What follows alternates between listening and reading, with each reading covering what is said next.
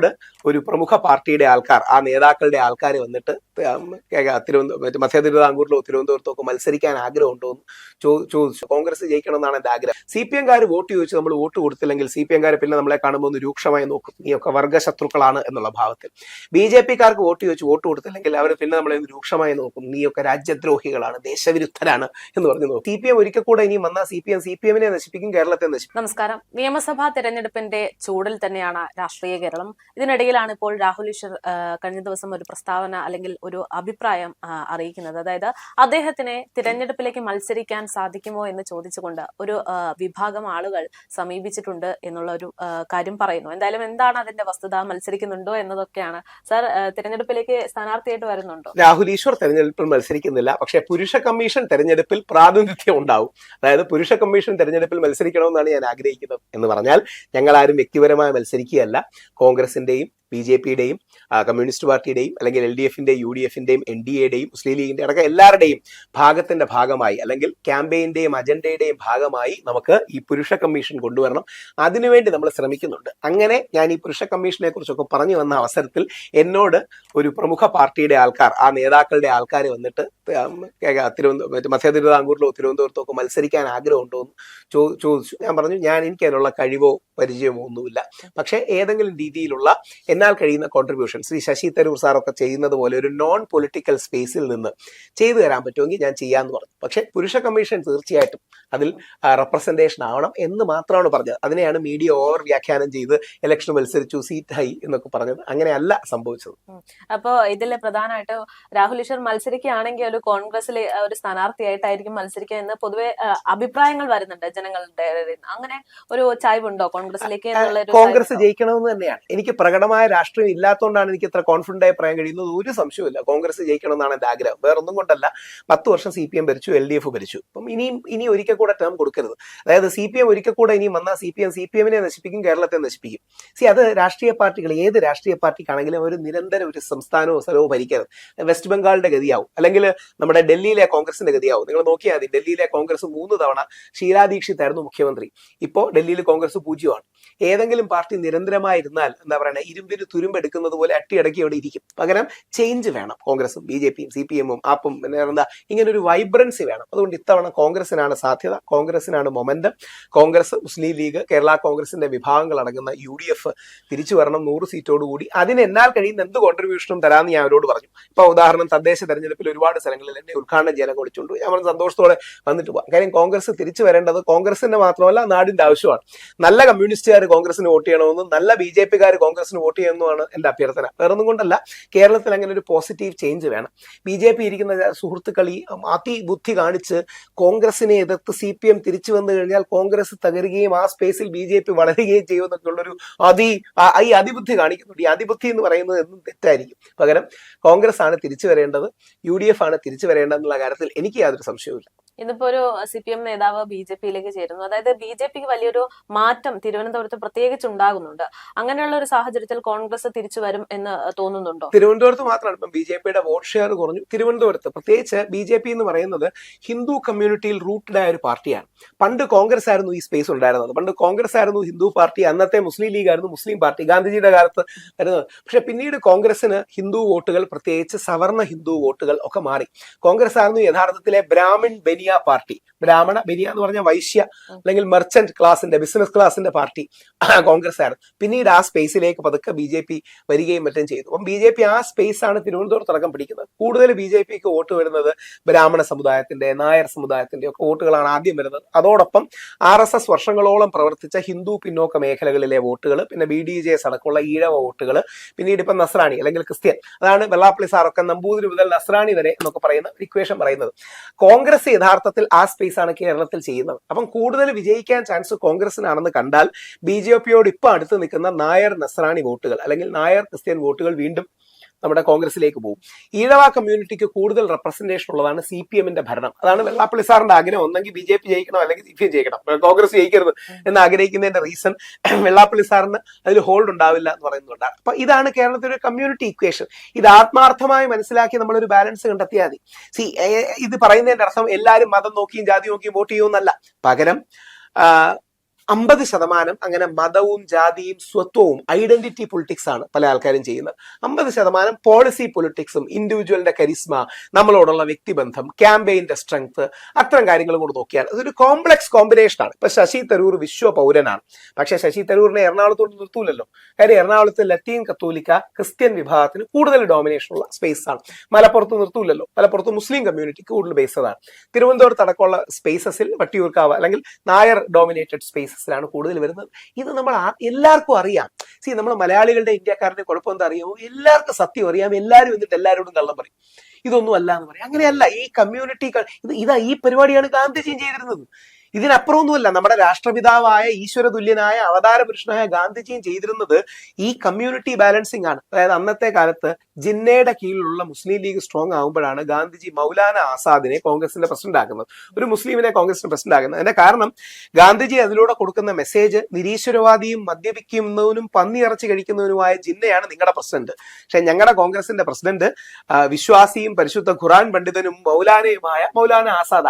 ഈ ബാലൻസിൽ കാര്യങ്ങൾ കൊണ്ടുപോയാൽ, ആ ബാലൻസിൽ കൊണ്ടുപോകാൻ കൂടുതൽ സാധ്യത കോൺഗ്രസിനാണ്. BJPയിൽ രാജീവ് ചന്ദ്രശേഖർജി അടക്കം ആ ബാലൻസിന് ശ്രമിക്കുന്നുണ്ട്. അതുകൊണ്ടാണ് ഛത്തീസ്ഗഡിൽ പോയി കന്യാസ്ത്രീകളെ കണ്ടു. നല്ല കാര്യമാണ്, വലിയ കാര്യമാണ് ചെയ്യുന്നത്. ഇപ്പം രാജീവ് ചന്ദ്രശേഖർജി ഒരു പ്രസ്താവന ഉണ്ടായിരുന്നു, മുസ്ലിം ഭവനങ്ങളിലേക്ക് പോകുന്നില്ല. പക്ഷെ പോകുന്നു പറയുന്നത് ഈ സെക്കുലറായ ഹിന്ദുസിനെ കൂടെ കൂട്ടാനാണ്. പോയാൽ നല്ലതാണ് കേട്ടോ.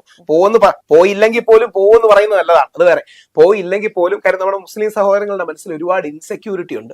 അപ്പൊ അതുകൊണ്ട് തീർച്ചയായിട്ടും പോയില്ലെങ്കിൽ പോലും പോകുന്നു എന്ന് പറയുന്നത് നല്ലതാണ്. ഇനിയും പോവുകയാണെങ്കിലും നല്ലതാണ്. അബ്ദുൽ സലാം സാറൊക്കെ BJPയോടൊപ്പം ഉണ്ട്, വളരെ നല്ല, വളരെ പ്രഗത്ഭനായ എഡ്യൂക്കേഷനിസ്റ്റ് ആണ്. അപ്പം കോൺഗ്രസ് ആണെങ്കിലും BJP ആണെങ്കിലും ഒരു സിമിലർ സ്പേസ് ആണ്.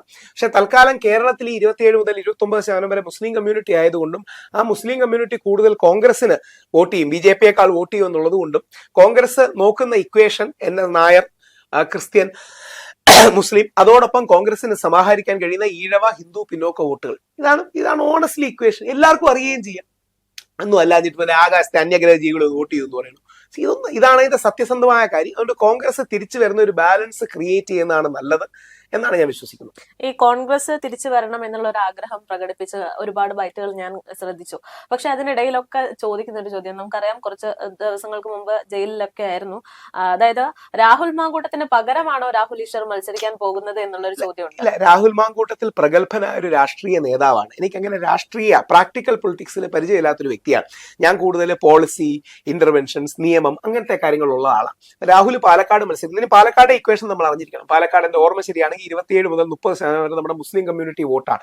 ഷാഫി പറമ്പിലിന്റെ മഹത്വം എന്ന് പറഞ്ഞത് ഷാഫി പറമ്പിൽ എൻ മാസേ അത് തിരുവിതാംകൂർ നായരായ രാഹുൽ മാങ്കൂട്ടത്തിലേക്ക് മാറ്റി എന്നുള്ളതാണ്. അത് വലിയൊരു ഇക്വേഷനാണ്. രാഹുൽ മാങ്കൂട്ടത്തിൽ നായരാണെന്ന് രാഹുൽ മാങ്കൂട്ടത്തിൽ തിരിച്ചറിവുണ്ടോ എന്ന് എനിക്ക് സംശയമാണ്. കാര്യം രാഹുൽ മറ്റേ നെഹ്റുവിയൻ മതേതര ലൈൻ എടുക്കുന്ന ആളാണ്. ഇപ്പൊ NSSന്റെ പരിപാടിക്കൊക്കെ പോയി, നല്ല കാര്യം. അതിൽ യാതൊരു തെറ്റുമില്ല. ഇത് രണ്ട് ലൈനാണ്. ഞാനും രാഹുലും നേർ വിപരീതമായ രാഷ്ട്രീയമാണ്. രാഹുൽ മറ്റേ നെഹ്റുവിയൻ സെക്കുലർ ആണ്, ഞാൻ ഗാന്ധിയൻ ബഹുസ്വരവാദിയാണ്. രാഹുൽ മതേതരവാദിയാണ്, ഞാൻ മതസൗഹാർദ്ദവാദിയാണ്, ഹിന്ദു ആക്ടിവിസ്റ്റ് ആണ്. അപ്പോൾ രാഹുലിന്റെ സ്പേസ് വേറെയാണ്, എന്റെ സ്പേസ് വേറെയാണ്. പക്ഷെ രാഹുൽ അടക്കമുള്ളവർക്ക് അനീതിയാണ് സംഭവിച്ചത്. രാഹുലിനെ കള്ളക്കേസിൽ കൊടുക്കുകയായിരുന്നു, വ്യാജ പരാതി രാഹുലിനെതിരെ കൊടുക്കുകയായിരുന്നു, രാഹുലിനെതിരെ മാധ്യമ വേട്ടയാടൽ ഉണ്ടായി. അതുകൊണ്ടാണ് രാഹുൽ മാങ്കൂട്ടത്തിനൊപ്പം നിന്നത്. കണ്ടിരുന്നോന്നറിയില്ല, ഒരു കൗതുകം കൂടെ പറയാം. രാഹുലും ഞാനുമാണ് കോൺഗ്രസിലെ ഏറ്റവും എന്നെ എതിർക്കുന്ന, എന്നെ ആക്രമിക്കുന്ന വ്യക്തി രാഹുൽ മാങ്കൂട്ടത്തിലാണ്. അതായത് ഞാനും രാഹുൽ മാങ്കൂട്ടത്തിലും മുസ്ലിം ലീഗിന്റെ ചരൽക്കുന്ന് ക്യാമ്പിൽ ഒരുമിച്ചുണ്ടായിരുന്നു. വേദിയിൽ വെച്ച് പരസ്യമായി, നമ്മുടെ ഈ പ്രശ്നം നടക്കുന്നതിന് മുമ്പാണ്, രാഹുൽ മാങ്കൂട്ടത്തിൽ പറഞ്ഞു, രാഹുൽ ഈശ്വർ ഇന്ത്യൻ ഫാസിസത്തിന്റെ ചിരിക്കുന്ന മുഖമാണ്. ഏഷ്യാനെറ്റിലെ വിനുവി ജോണിന്റെ പരിപാടിയിൽ രാഹുൽ മാങ്കൂട്ടത്തിൽ പറയുകയും കോൺഗ്രസിന്റെ ഒഫീഷ്യൽ ഹാൻഡിലുകളിൽ എടുത്തിടിക്കുകയും ചെയ്തൊരു സാധനമാണ്, നോർത്ത് ഇന്ത്യയിൽ അർണബ് ഗോസ്വാമി പോയിസൺ ആണ്, രാഹുൽ ഈശ്വർ കേരളത്തിൽ സ്ലോ പോയിസൺ ആണ്, സൗത്ത് ഇന്ത്യയിലെ സ്ലോ പോയിസൺ ആണ് എന്നൊക്കെ പറഞ്ഞിരുന്നുണ്ട്. ആശയപരമായ അഭിപ്രായ വ്യത്യാസമല്ലേ, ഇരുമ്പൊലൊക്കെ ഒന്നുമല്ലോ, എടുത്ത് അടിച്ചു കൊല്ലാവൊന്നും പോണില്ലല്ലോ. ഈ ആശയ വ്യത്യാസം എന്നും ഉണ്ടാവും. ഇനി ഒരു കൗതുകം പറയാം. ഞങ്ങൾ ഇത്രയും ബുദ്ധിമുട്ടി കൊണ്ടുവന്ന ഈ മെൻസ് കമ്മീഷൻ ഉണ്ടല്ലോ, മെൻസ് കമ്മീഷനെ ഏറ്റവും ശക്തമായി എതിർത്തതും തടഞ്ഞ ആളും രാഹുൽ മാങ്കൂട്ടത്തിലാണ്. ഇത്രയും കോൺഫിഡന്റ് ആയി ഞാൻ പറയുന്നതിന്റെ റീസൺ എന്താ അറിയോ? ഇത് രാഹുൽ മാങ്കൂട്ടത്തിൽ എന്നോട് പറഞ്ഞു. അതായത് നമ്മുടെ MLA എൽദോസ് കുന്നപ്പള്ളി, പെരുമ്പാവൂരിലെ MLA എൽദോസ് കുന്നപ്പള്ളി സ്വകാര്യ ബില്ലായി കൊണ്ടുവരികയും നമ്മുടെ സ്പീക്കർ ഷംസീർ അദ്ദേഹത്തിന് അനുമതി കൊടുക്കുകയും ചെയ്തത് അവതരിപ്പിക്കുന്ന അവതരിപ്പിക്കുന്നതിന്റെ തലേ ദിവസമാണ് ശ്രീ വി ഡി സതീശൻജി വിളിച്ച് അത് ബ്ലോക്ക് ചെയ്തതും കോൺഗ്രസിനുള്ളിൽ അവതരിപ്പിക്കാൻ പറയുന്നത് എന്ന് പറഞ്ഞാൽ തൽക്കാലം അവതരിപ്പിക്കേണ്ട അത് ഭംഗിവൽക്കരിച്ച് പറയുകയാണ്. അപ്പോൾ രാഹുൽ മാങ്കൂട്ടത്തിലോട് ഇത് പറഞ്ഞപ്പോൾ രാഹുൽ മാങ്കൂട്ടത്തിൽ എന്നോട് പറഞ്ഞു, ഞാനാണ്, അതായത് രാഹുൽ മാങ്കൂട്ടത്തിലാണ് വി ഡി സതീശനെ സ്വാധീനിച്ച് ആ തീരുമാനം എടുപ്പിക്കാനുള്ള ഏറ്റവും വലിയ ഫാക്ടറായി നിന്നത്. കാര്യം രാഹുൽ ഇവിടുത്തെ ലെഫ്റ്റ് ലിബറൽ പ്രോഗ്രസീവ് ലെഫ്റ്റ് അല്ല, CPM ലെഫ്റ്റ് അല്ല, വിശാല ഇടത് പുരോഗമന നെഹ്റൂവിയൻ സെക്കുലർ ചിന്താധാരയിൽ വരുന്ന ഒരാളാണ്. ഇത് കുറെ കൂടെ right leaning family oriented conservative എന്ന് പറയുന്ന ഒരു പോളിസിയാണ്. അപ്പൊ അതിനെ എതിർത്ത ആൾ രാഹുലാണ്. അപ്പൊ ഞങ്ങളുടെ സ്പേസസ് വളരെ വ്യത്യാസമാണ് എന്ന് പറഞ്ഞ് ഞങ്ങൾ മാസങ്ങളോളം പണിപ്പെട്ട കാര്യമാണ് രാഹുൽ ബ്ലോക്ക് ചെയ്തത്. രാഹുലിനെതിരെ നാളെ ഒരു കള്ളപ്പരാതി വരുമ്പോൾ ഞാൻ എന്ത് പറയണം? അവൻ അനുഭവിക്കട്ടെ എന്ന് പറയണം. നമ്മുടെ നാട്ടിലെ ആശയപരമായുള്ള അഭിപ്രായ വ്യത്യാസമല്ലേ, വ്യക്തിപരമായ വിരോധമായിരുന്നു. ഇത്രയേ ഉള്ളൂ. രാഷ്ട്രീയം ആശയ അഭിപ്രായ വ്യത്യാസം വ്യക്തിവിരോധമായി മാറരുത്. അതുപോലെ തന്നെ ഇപ്പോ മെൻസ് കമ്മീഷന്റെ കാര്യം പറഞ്ഞുകൊണ്ട് പറയാണ്, പൊതുവെ ഉയരുന്ന ഒരു അഭിപ്രായമുണ്ട്. അതായത് മെൻസ് കമ്മീഷൻ എന്ന് പറയുന്ന ഒരു ആശയം നല്ലതാണ്, പക്ഷെ നിലവിലത്തെ സാഹചര്യത്തിൽ മെൻസ് കമ്മീഷൻ ഒരു അംഗീകാരം ലഭിക്കാത്തത് കാണുമ്പോൾ സ്വാഭാവികമായിട്ടും പുരുഷന്മാർക്കെതിരെ ഒരു പരാതി വരുമ്പോൾ ആ പരാതി എന്തെങ്കിലും ആയിക്കോട്ടെ, പക്ഷെ പുരുഷന്മാർക്കെതിരെയാണെങ്കിൽ മാത്രം സംസാരിക്കുക എന്നുള്ള ആറ്റിറ്റ്യൂഡിലേക്ക് ഈ കാര്യങ്ങൾ പോകുന്നുണ്ടോ എന്നൊരു സംശയമുണ്ട്. ഞങ്ങളാണ്, അല്ലെങ്കിൽ നമ്മുടെ കേരളത്തിലാണ് ആദ്യമായിട്ട് ഒരു പുരുഷ കമ്മീഷൻ ബില്ല് ഡ്രാഫ്റ്റ് ചെയ്തത് എൽദോസ് കുന്നപ്പള്ളി. പക്ഷേ ഇന്ന് രാജ്യസഭയിൽ ഓൾറെഡി ഡോക്ടർ അശോക് കുമാർ മിത്തൽ എന്ന് പറയുന്ന ആപ്പിന്റെ MP അത് അവതരിപ്പിച്ചു കഴിഞ്ഞു. വളരെ പോസിറ്റീവായ കാര്യമാണ്. ഇത് വർഷങ്ങളെടുക്കും ഈ സ്റ്റെപ്പ്. നാളെ ഓർക്കുക, നമ്മുടെ അച്ഛൻ, നമ്മുടെ മകൻ, നമ്മുടെ സഹോദരൻ ജയിലിൽ നിന്ന് ഒരു വ്യാജ പരാതി അകലത്തിൽ മാത്രമാണ്. താങ്കൾ ഇപ്പം കുറെ കാലമായി മാധ്യമപ്രവർത്തനം നിൽക്കുന്നതല്ലേ. ഉമ്മൻചാണ്ടി സാറിനെ വേട്ടയാടി, ഈ പറയുന്ന ആരെങ്കിലും ഉമ്മൻചാണ്ടി സാറിനെ സപ്പോർട്ട് ചെയ്തു? നിവിൻ പോളിയെ വേട്ടയാടുമ്പോ, ഉമ്മൻചാണ്ടിയെ വേട്ടയാടുമ്പോ, ദിലീപിനെ വേട്ടയാടുമ്പോ, സിദ്ദിഖ് സാറിനെ വേട്ടയാടുമ്പോ, ഉമർ ലുലുവിനെ വേട്ടയാടുമ്പോ, ഇടവേള ബാബുച്ചേട്ടനെ വേട്ടയാടുമ്പോ ആരും ഇല്ല ഇവരെ സപ്പോർട്ട് ചെയ്യാൻ. എന്തുകൊണ്ടാ? കാര്യം പുരുഷന് വേണ്ടി പറയുന്നത് എന്തോ മോശമാണ് എന്നുള്ള ചിന്ത. അതിനെതിരെയാണ് നമ്മുടെ ഈ പ്രതിരോധം. തിരിച്ചും ഇതും മിസ്യൂസ് ചെയ്യപ്പെടരുത്.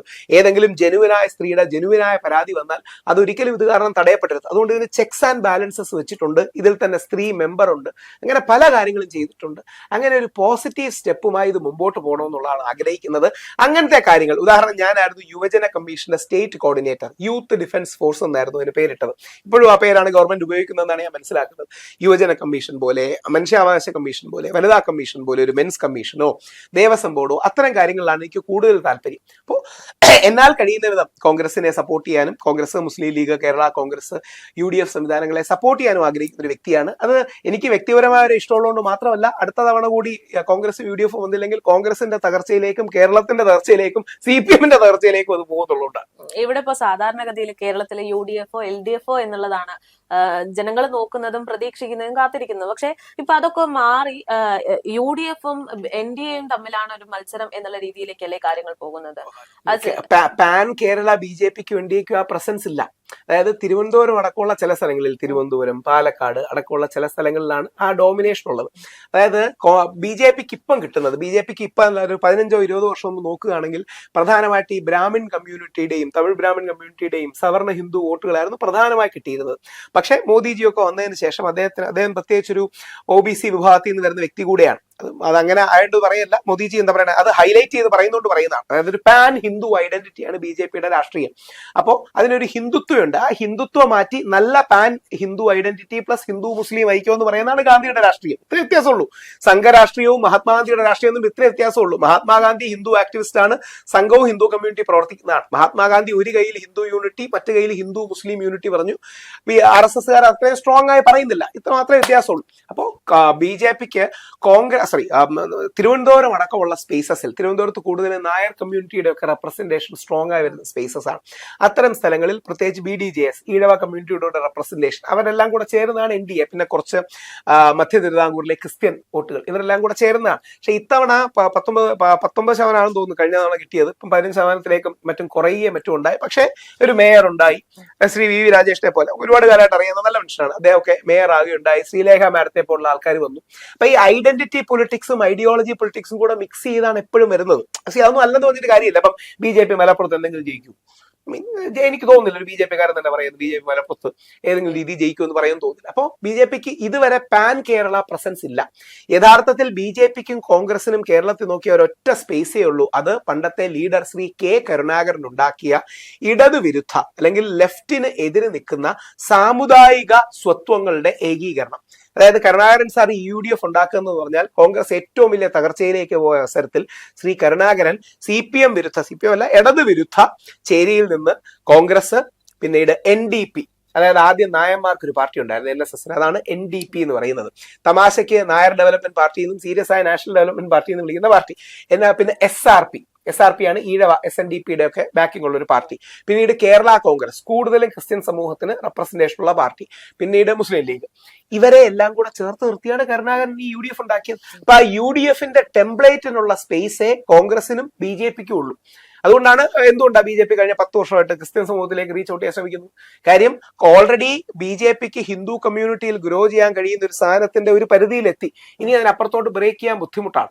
അപ്പൊ ആ സാധനങ്ങളിലൊക്കെ ഉള്ള തിരിച്ചറിവുള്ളതുകൊണ്ടാണ്. അപ്പൊ അതുകൊണ്ട് പ്രധാന ഫൈറ്റ് ഇനിയും കോൺഗ്രസും CPM തമ്മിൽ തന്നെ ആയിരിക്കും. പക്ഷേ BJP ഒരു 10 സീറ്റുകളിൽ ഗംഭീരമായി പെർഫോം ചെയ്യാൻ ചാൻസ് ഉണ്ട്. ജയിക്കോ ഇല്ലയോ എന്നുള്ള രണ്ടാമത്തെ കാര്യം. പക്ഷെ 10 സീറ്റിൽ 40 സീറ്റ് ഉറപ്പിച്ചെന്നാണ് രാജീവ് ചന്ദ്രശേഖർ.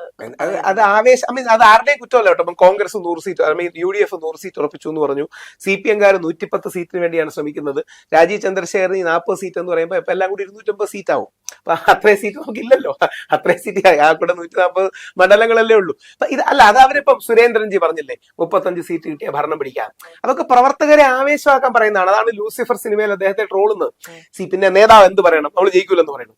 നേതാവെന്ന് പറയുമ്പോൾ എപ്പോഴും നമുക്ക് 10 കിട്ടുമെന്നുണ്ടെങ്കിൽ ഒരു 50 കിട്ടുമെന്ന് പറയണം. 50 കിട്ടുമെന്ന് പറഞ്ഞപ്പോഴാണ് നമ്മുടെ പാർട്ടി പ്രവർത്തകർ 30 കിട്ടുമെന്ന് വിശ്വസിക്കുന്നത്. അങ്ങനെ 30 കിട്ടുമെന്ന് വിശ്വസിച്ചാലേ താഴെ തട്ടി പ്രവർത്തനം ഉണ്ടാവും. കാര്യം ഇലക്ഷൻ ക്യാമ്പയിന് വേണം, ആൾക്കാരെങ്കിലും കോൺട്രിബ്യൂട്ട് ചെയ്യണം. അപ്പൊ 40 സീറ്റ് എന്നൊക്കെ പറഞ്ഞാൽ BJP പ്രധാന പ്രതിപക്ഷം ആവുമെന്നാണ് പുള്ളി പറയാൻ ഉദ്ദേശിക്കുന്നത്. അപ്പൊ അങ്ങനെ ഒരു ഗ്രോത്ത് ഉണ്ടാകുന്ന തെറ്റൊന്നുമില്ല. അതുകൊണ്ട് പക്ഷെ ചാൻസ് കൂടുതൽ BJPയുടെ ചില മണ്ഡലങ്ങളിൽ നല്ല പെർഫോമൻസ് ഉണ്ടാകാനാണ് സാധ്യത. CPM പിന്നോട്ട് പോകാനാണ് സാധ്യത. മുസ്ലിം ലീഗിന്റെ എല്ലാ കോട്ടകളും നന്നായി പെർഫോം ചെയ്യും. കോൺഗ്രസ് മധ്യ തിരുവിതാംകൂറിൽ നടക്കാൻ എത്ര സീറ്റ് പിടിക്കും എന്നുള്ളതാണ് യഥാർത്ഥത്തിൽ ചോദ്യം. എന്തായാലും ഇതുവരെയുള്ള ഒരു സാഹചര്യം വെച്ചിട്ട് സാർ മത്സരിക്കുന്നില്ല എന്നുള്ളൊരു, എനിക്ക് സത്യം പറഞ്ഞാൽ ഞാൻ ഈ ഭംഗിക്ക് ഒരു കാര്യം പറയുന്ന വ്യക്തിയല്ല. ഞാൻ സത്യസന്ധമായ കാര്യങ്ങൾ പറയുന്ന വ്യക്തിയാണ്. എനിക്ക് അങ്ങനെ മത്സരിക്കാനുള്ള കഴിവോ അനുഭവ പരിചയമോ അറിവോ പ്രാക്ടിക്കൽ പൊളിറ്റിക്സിൽ ഇല്ല. പകരം കോൺഗ്രസ് തിരിച്ചു വരണമെന്ന് ആഗ്രഹിക്കുന്ന ഒരു സാധാരണ മലയാളിയാണ്. എന്നാൽ കഴിയുന്ന വിധം കോൺട്രിബ്യൂഷൻ ഏതെങ്കിലും ക്യാമ്പയിനുകൾക്കോ പരിപാടികൾക്കോ വിളിക്കുകയാണെങ്കിൽ കൊടുക്കാം. ഞാൻ ഇനി എന്തുകൊണ്ടാണ് കോൺഗ്രസിന് വോട്ട് ചെയ്യുന്നതെന്നും കൂടെ പറയാം. എന്റെ അമ്മ BJPക്കാണ് വോട്ട് ചെയ്യുന്നത്. അമ്മ യോഗക്ഷേമ സഭ, ബ്രാഹ്മണ സഭയുടെ സംസ്ഥാന വനിതാ പ്രസിഡന്റ് ആണ്. അവരൊക്കെ രാജീവ് ചന്ദ്രശേഖരൻ ക്യാമ്പയിനും പോയി. രാജീവ് ചന്ദ്രശേഖരൻ ഗംഭീര കാൻഡിഡേറ്റും ആണ്, അല്ലെന്ന് ആരും പറയില്ല. രാജീവ് ചന്ദ്രശേഖറും ശശി തരൂറും സച്ചിൻ ടെണ്ടുൽക്കർ വേഴ്സസ് ലാറ പോലെയാണ്. എനിക്കതിൽ സച്ചിനെയാണ് അല്ലെങ്കിൽ ശശി തരൂരിനെയാണ് കൂടുതൽ ഇഷ്ടമെന്ന് മാത്രമേ ഉള്ളൂ. അപ്പൊ രാജീവ് ചന്ദ്രശേഖർജിക്കാണ് അമ്മ വോട്ട് ചെയ്യുന്നത്. എനിക്കും ദീപയ്ക്കും എന്നാൽ കുറച്ചുകൂടെ അല്ലെങ്കിൽ താല്പര്യം ശശി തരൂർ എന്ന വ്യക്തിയോടാണ്. BJPക്ക് ഈ വ്യത്യസ്ത ഓറിയന്റേഷൻ വരും. ഞങ്ങളാണ് ഈ സ്വിംഗ് വോട്ട്സ് എന്ന് പറയുന്നത്. അപ്പൊ യഥാർത്ഥത്തിൽ ഞാൻ കോൺഗ്രസിന് വോട്ട് ചെയ്യുന്നതിന് ഏറ്റവും പ്രധാന കാരണം എന്ന് പറഞ്ഞാൽ CPM-കാർ വോട്ട് ചോദിച്ച് നമ്മൾ വോട്ട് കൊടുത്തില്ലെങ്കിൽ CPM-കാർ പിന്നെ നമ്മളെ കാണുമ്പോൾ ഒന്ന് രൂക്ഷമായി നോക്കും. നീയൊക്കെ വർഗ്ഗശത്രുക്കളാണ് എന്നുള്ള ഭാവത്തിൽ.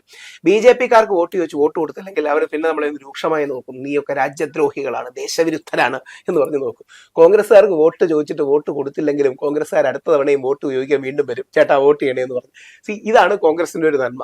രമേശ് പിഷാരടി പറഞ്ഞതുപോലെ അത്യാവശ്യം ചിരിച്ചുകൊണ്ട് നമ്മളോട് കാര്യങ്ങൾ ഇടപെടുകയും മറ്റും ചെയ്യും. ഇപ്പൊ CPM-കാരെ ചിലപ്പോഴെങ്കിലും കണ്ടിട്ടില്ലേ? CPM-കാർക്ക് പലപ്പോഴും ഉള്ള ഭാവം എന്ന് പറഞ്ഞാൽ ലോകം മുഴുവൻ അവരുടെ തലയിലാണ്. വെനിസ്വേലയിലെ അമേരിക്കൻ ആക്രമണം, ആഫ്രിക്കൻ ഐക്യ നാടുകളിൽ ഉണ്ടാകുന്നത്, ഇതെല്ലാം കൊണ്ട് അവരുടെ മുഖമൊക്കെ വിങ്ങി ഭയങ്കര ദേഷ്യപ്പെട്ടിട്ട്. കോൺഗ്രസ്സുകാർ കുറച്ചുകൂടെ സിമ്പിളാണ്, പാവങ്ങളാണ്. അതുകൊണ്ട് കോൺഗ്രസിനെ പോലെ ഒരു മധ്യവർത്തി നയമുള്ള പാർട്ടി ജയിക്കുന്നതാണ് നല്ലത്. ഇനി നാളെ ആ മധ്യവർത്തി നേതൃത്വത്തിലേക്ക് CPM-ഓ BJP-യോ ഒക്കെ വന്നാൽ അവരെ തീർച്ചയായും കൺസിഡർ ചെയ്യണം. കോൺഗ്രസും UDF-ഉം ജയിക്കാനാണ് സാധ്യത കൂടുതൽ.